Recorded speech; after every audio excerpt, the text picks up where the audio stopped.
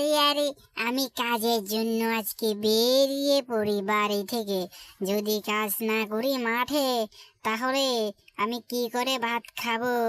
ও, আজকে তো দেখছি ভারী রোদ উঠবে মনে হচ্ছে। এরকম করে যদি ভারী রোদ উঠে, তাহলে আমি কি করে জ্বলবো?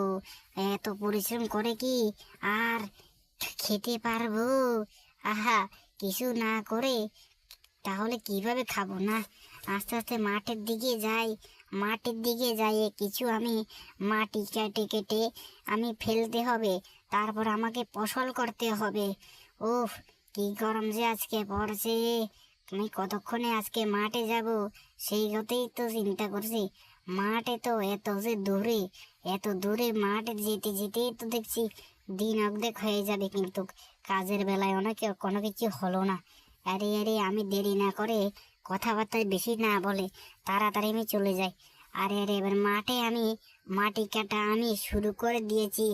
উফ, কি গরম লাগে! আমি মাটি কাটতে কাটতে তো হয়রান হয়ে যাচ্ছি রে বাবা।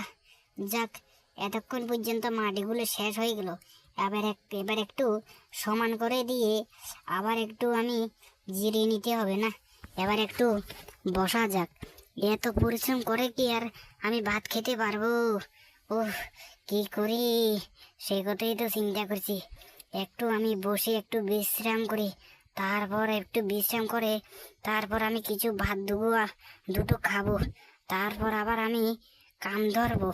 উফ, কি পরিশ্রম! এই পরিশ্রম কিভাবে যে করবো আমি?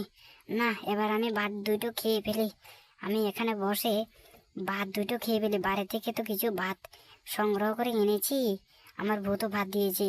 না, এবার আমি ভাত খাইতে থাকি। ও, ভাত খেতে কি মজা!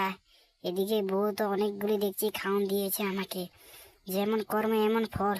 আমি তো মাটি কাটেছি, অনেক কষ্ট করে মাটি কেটেছি। এবার একটু আমি বিশ্রাম করি। উফ, এই মাঠের ভিতরে একটু আমি বিশ্রাম করি। আমার বাড়িতে কি আর বলতে পারবে আমি কি এখানে কাজ করছি না বিশ্রাম করছি? একটু আমি বিশ্রাম করি।